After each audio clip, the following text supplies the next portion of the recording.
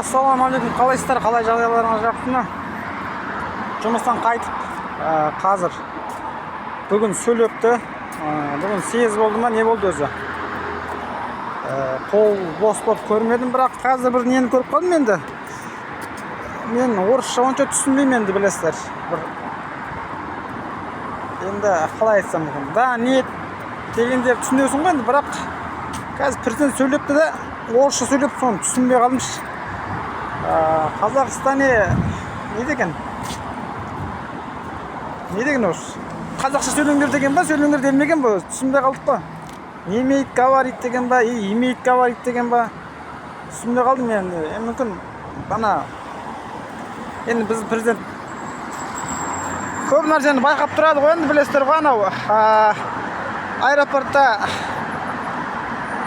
бір қызды кепілдікке алғанда да біліп қойған. Енді халыққа жақын, енді білесіздер. Мен ойлап тұрмын, сол мына имеет деп айтау деп қоямын. Мен қазақша, тек қазақша сөйлеңдер деп, байкот не даты, магнумды да біліп, содан кейін осындай мәлімдеме жасап тұр ма екен, или говорить деді ма, или не говорить деді ма, білмей қалдым вообще. Қазақша сөйлемепті, просто орысша сөйлепті. Қазақша сөйлегенде дұрыс болар еді. Енді мен біздің президентті білсем, енді тек қазақша сөйлеңдер деп айтты, ана орысша сөйлегенде ше. Мен түсінбей қалдым.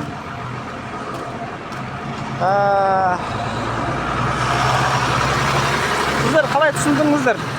Мен қате түсіндім ба, или білмей тұрмын. Имеет деді ма, не имеет деді ма? Өз тілін, енді өз тілімізде сөйлеген жақсы, мүмкін тек қазақша сөйлейік деп айтқан шығар деп тұрмын. Кеше базында Лавров жайлы айттым ғой. Лавров мәңгілік алауға барған Өзбекстанға.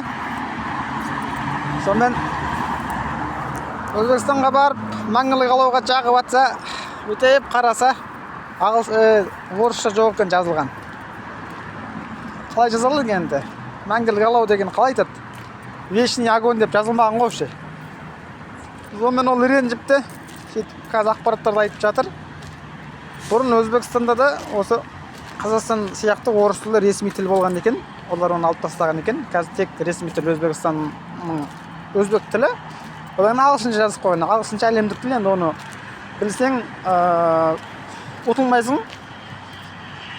Соны мен де ойлап тұрмын да, біздің президент соны көріп, Өзбекстанның жағдайын көріп, Өзбекстан сол ресми тіл тек өзбек қалыпты деп, қазір соны тек қазақша сөйлеңдер деп айтты ма деп қуанып тұрмын. Мүмкін енді қате түсініп қалмасам. Қате түсінбедім деп ойлаймын енді. Сондықтан тек қазақша сөйлеп жүрейік, не істейміз енді? Президент айтты. Или айтпады ма?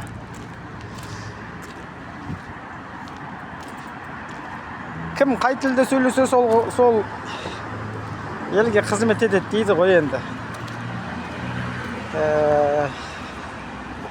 Біздің президент 7 тіл біледі енді. Не ғой? Не дата?